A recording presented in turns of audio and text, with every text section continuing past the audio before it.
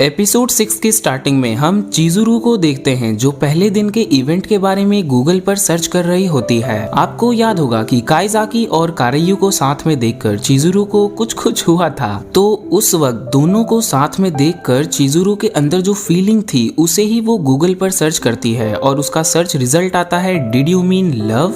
और ये देख चिजुरू मन में कहने लगती है नहीं, ये संभव नहीं है, ऐसा कुछ नहीं हो सकता। और ये सीन यहीं पर कट हो जाता है। फिर हम काइजाकी को देखते हैं जो मेहनत से चैन की नींद सो रहा होता है और उसे एक कॉल आता है और कॉल पर ओगा होता है। अभी इनके वेकेशंस चालू होते हैं, इसीलिए ओगा और ओनोया दोनों काइजाकी के घर आए होते हैं साथ में ग्रुप स्टडी करने के लिए। और जब ये बात काइजाकी को पता चलता है कि दोनों इसके घर के बाहर ही खड़े हैं, तो काइजाकी की हालत खराब हो जाती है क्योंकि उसका घर पूरा अस्त व्यस्त होता है। टेबल पर बियर कैंस और सिगरेट के पैकेट्स वैसे के वैसे ही पड़े होते हैं। काइजाकी उन्हें कुछ देर बाहर रुकने के लिए बोलकर फोन काट देता है और घर साफ करने में लग जाता है। काइजाकी जल्दी जल्दी बियर कैंस को थैली में भरकर बालकनी में छुपा देता है और सिगरेट पैकेट्स को एक टेबल के अंदर। सामान तो छुपा दिया होता है लेकिन घर में उन सामान की स्मेल अभी भी होती है, इसीलिए वो पूरे घर के साथ साथ खुद पर भी रूम फ्रेशनर छिड़कता है और उसके बाद दोनों को अंदर बुलाता है और हमेशा की तरह वो दोनों के लिए चाय सर्व करने लगता है।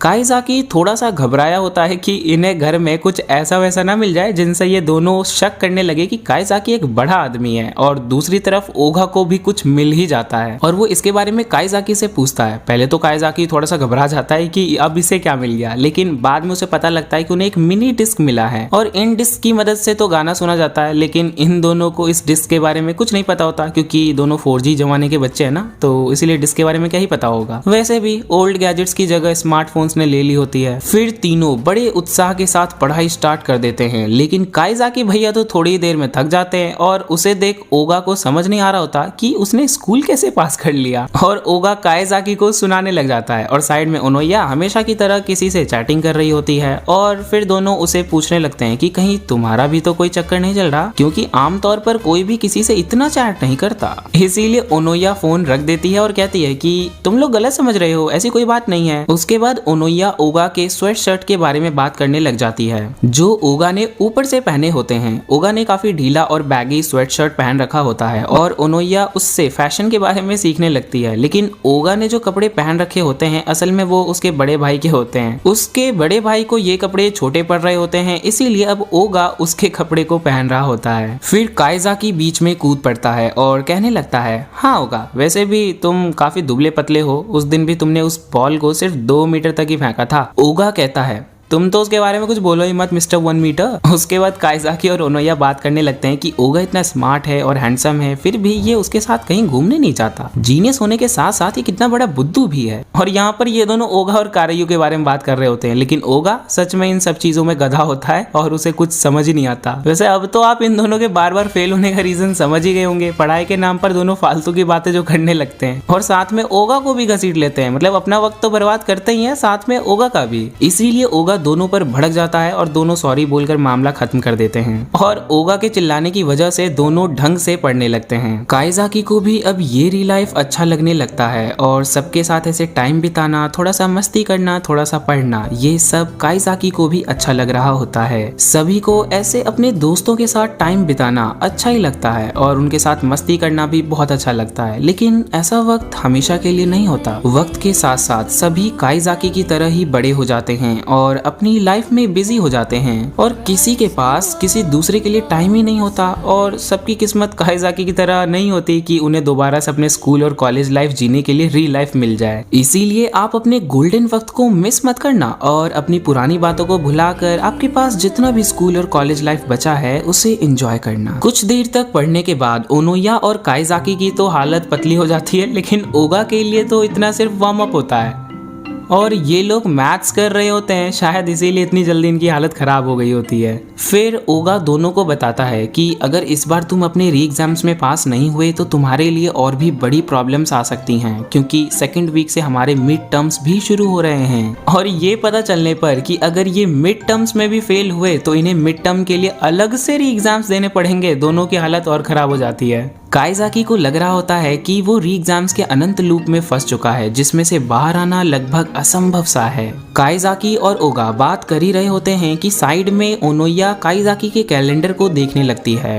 और एक साधारण इंसान की तरह काइजाकी ने भी अपने कैलेंडर में अपने इम्पोर्टेंट स्केड्यूल मार्क कर रखे थे। लेकिन ओनोया कैलेंडर पलटकर 1 महीने पहले के स्केड्यूल्स को देखती है और 1 महीने पहले तो काइजाकी 27 साल का था, एक बेरोजगार आदमी। और इस सीरीज में ऐसे लोगों को नीड्स कहा जाता है। तो उसने जॉब इंटरव्यू के डेट्स मार्क्स कर रखे थे और उन मार्क्स को ओनोया देख लेती है और काइजाकी भी उसे ऐसा करते हुए देख लेता है, इसीलिए वो भाग कर जाता है और उसके हाथ से कैलेंडर छीन लेता है। और वो पागल ना लगे इसके लिए वो कैलेंडर को दीवार पर मार देता है और कहता है कि वहां पर एक मकड़ी थी, मैं उसे ही मार रहा था। फिर ओगा को एक कॉल आता है और वो बात करने के लिए बालकनी की ओर जाने लगता है, लेकिन बालकनी में तो बियर के बॉटल्स के ढेर थे। काइजाकी ओगा को बालकनी में जाने से रोक लेता है और ओगा वहीं पर कॉल पिक कर लेता है। ओगा एक कन्वीनियंस स्टोर में पार्ट टाइम जॉब करता था और वहीं पर से उसे कॉल आया होता है। वहां पर कुछ काम आ पड़ा है तो अब ओगा को यहाँ से जाना पड़ेगा, इसीलिए ओगा जाने लगता है। एंड काइजाकी उसे रोकते हुए कहता है कि ओगा रुको, तुम जा रहे हो तो अपने साथ ओनोया को भी ले जाओ ना। फिर ओगा पूछता है लेकिन क्यों?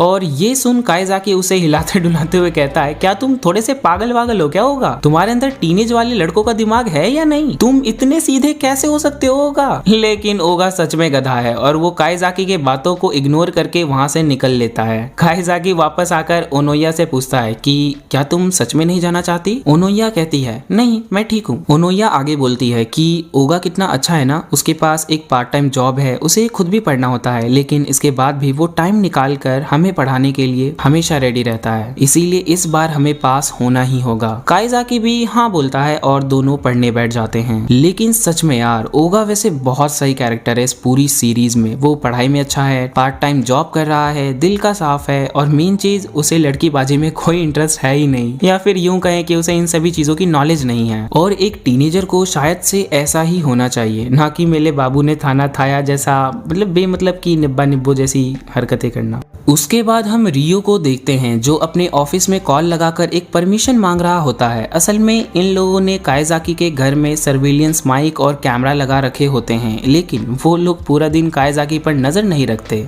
शायद से उन लोगों ने एक टाइम टेबल बना रखा होता है और कैमरा और माइक का एक्सेस रियो के पास भी नहीं होता है। उसे अपने ऑफिस से परमिशन लेनी पड़ती है और उसके ऑफिस के लोग ही उसे माइक से कनेक्ट करते हैं। एंड देन रियो काइजाकी के बातों को सुनता है। कॉल कनेक्ट होने पर उसे ओनोया की आवाज सुनाई देती है, जिसे सुनकर रियो घबरा जाता है और काइजाकी के घर की ओर भागने लगता है। और रियो को क्या हुआ ये तो वैसे आपको थोड़ी देर में पता चल ही जाएगा। ओनोया काइजाकी से कैलेंडर के बारे में पूछ रही होती है कि मैंने कैलेंडर पर इंटरव्यू रिज्यूम में ये सब लिखा हुआ देखा था, इसका क्या मतलब है काइजाकी? काइजाकी बड़ी आसानी से कह देता है कि अरे वो मैं पार्ट टाइम ढूंढ रहा था इसीलिए वो लिखा था। और साइड में रियो फुल स्पीड में काइजाकी के घर की ओर भाग रहा होता है। ओनोया काइजाकी से फिर पूछती है कि क्या तुमने कभी स्टेशन के पास वाले कन्वीनियंस स्टोर पर काम किया है? काइजाकी हाँ कहता है और ओनोया कहती है मुझे लगा ही था, मैं तुमसे वहाँ पर मिल चुकी हूँ। ये सुन काइजाकी को थोड़ा सा झटका लगता है और ओनोया अपने बालों को खोल देती है और अपने ग्लासेस को निकाल देती है और कहती है शायद अब तुम मुझे पहचान जाओ। लेकिन काइजाकी को अभी भी याद नहीं आ रहा होता कि वो इसे कब मिला था। फिर ओनोया कहने लगती है कि तुम उस वक्त कुछ बड़े और ज्यादा जवान लग रहे थे और हाँ कूल भी। काइजाकी फिर घूमते हुए कहता है शायद तुम्हें उस स्टोर के यूनिफॉर्म की वजह से ऐसा लग रहा होगा। ओनोया कहती है ठीक है, लेकिन मैं सच में खुश हूँ कि हम दोबारा मिले, वो सेम एज में, सेम स्कूल में और सेम क्लास में। मुझे लगता है कि यही हमारी मंजिल है और हमारे किस्मत में यही लिखा है। और वो ये बोलते बोलते काइजाकी के कुछ ज्यादा ही करीब आ जाती है और कहती है कि मुझे तुमसे उसी दिन प्यार हो गया। और ये बात काइजाकी को एक 440 वोल्ट का झटका देती है। ओनोया और कहती है काइजाकी कुन, क्या तुम्हें मेरे साथ अकेले रहने से कुछ महसूस नहीं हो रहा है? क्या तुम उत्साहित नहीं हो रहे हो? और भाई साहब ऐसी बात किसी का भी धीरज तोड़ दे, लेकिन काइजाकी अपने ऊपर काबू रखते हुए उसे पीछे करने की कोशिश करता है। लेकिन ओनोया पीछे हटने के बजाय उससे पूछती है कि क्या तुम किसी से प्यार करते हो? और ये सुनकर काइजाकी के मन में चिजुरू की तस्वीर आ जाती है और काइजाकी काइजाकी चिजुरू को अपने ख्यालों से भगाते हुए कहता है कि मेरे ख्यालों में चिजुरू क्यों आ रही है, और वो ओनोया को मना कर देता है कि नहीं, वो किसी से प्यार नहीं करता। और ये सुनकर ओनोया उसके सीने पर हाथ रखते हुए पूछती है कि तो क्या मैं तुम्हारी गर्लफ्रेंड बन सकती हूँ? आई लव यू काइजाकी। और हाँ, मुझे पता है कि मैं इन सीन्स को स्किप कर सकता था, लेकिन ऐसा करने से स्टोरी में एक होल क्रिएट हो सकता था, इसीलिए मैं इन सीन्स को एक्सप्लेन कर रहा हूँ। लेकिन आप टेंशन ना लो जी, हम इसे ज्यादा आगे नहीं बढ़ाएंगे क्योंकि हम भी इस चैनल को एक पारिवारिक माहौल के साथ ही आगे बढ़ाना चाहते हैं, और हम भी चाहते हैं कि आप हमारे वीडियोस को बिना ईयरफोन्स के ही देखें। इसीलिए इस चैनल पर जो भी स्टोरीज आएंगी वो फिल्टर्स और सेंसर्स होकर आएंगी। बाकी आप क्या चाहते हो एक बार कमेंट करके जरूर बता देना। तो चलो बढ़ते हैं आगे। इन दोनों के कन्वर्सेशंस को रियो भी ध्यान से सुन रहा होता है और वो अपने मन में कहता है, नहीं, ये लीगल हो या ना हो, काइजाकी कभी ऐसा नहीं कर सकता। मुझे काइजाकी को और कितनी बार वार्निंग्स देनी पड़ेंगी।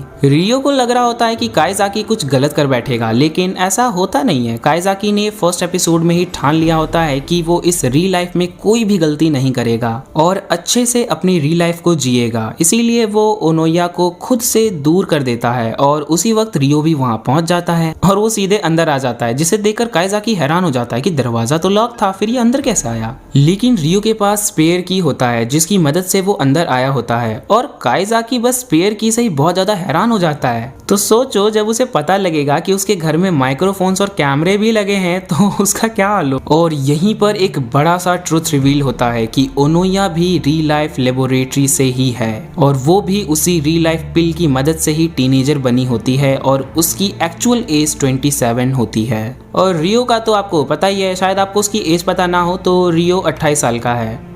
और ओनोया यहाँ पर इतने देर से जो सब कर रही थी वो बस एक मजाक था, और ओनोया काइजाकी को टेस्ट कर रही थी कि इन फ्यूचर कभी काइजाकी के सामने ऐसी सिचुएशन आई तो वो क्या करेगा, क्या वो खुद को संभाल पाएगा या फिर पिघल जाएगा। लेकिन ओनोया ने ये सब रियो को बिना बताए करने की सोची थी, इसीलिए रियो घबरा गया होता है। मजाक मजाक में सच में कुछ गड़बड़ ना हो जाए, क्योंकि ओनोया को सच में काइजाकी में थोड़ा सा इंटरेस्ट था, और स्टार्टिंग में रियो की जगह ओनोया ही काइजाकी पर नजर रखने का काम करना चाहती थी, पर इन लोगों को ये अलाउड नहीं होता कि वो टेस्ट सब्जेक्ट के साथ ज्यादा घुले मिले। लेकिन फिर भी ओनोया पहले ही दिन से काइजाकी के साथ लंच कर रही है, उसके साथ पढ़ रही है, और इसीलिए रियो को डर लग रहा होता है। और अब एक चीज और जान लो कि ओनोया भी रियो की तरह ही सपोर्ट डिवीजन में काम करती है, यानी उसका भी काम यही है कि वो एक टेस्ट सब्जेक्ट पर नजर रखे।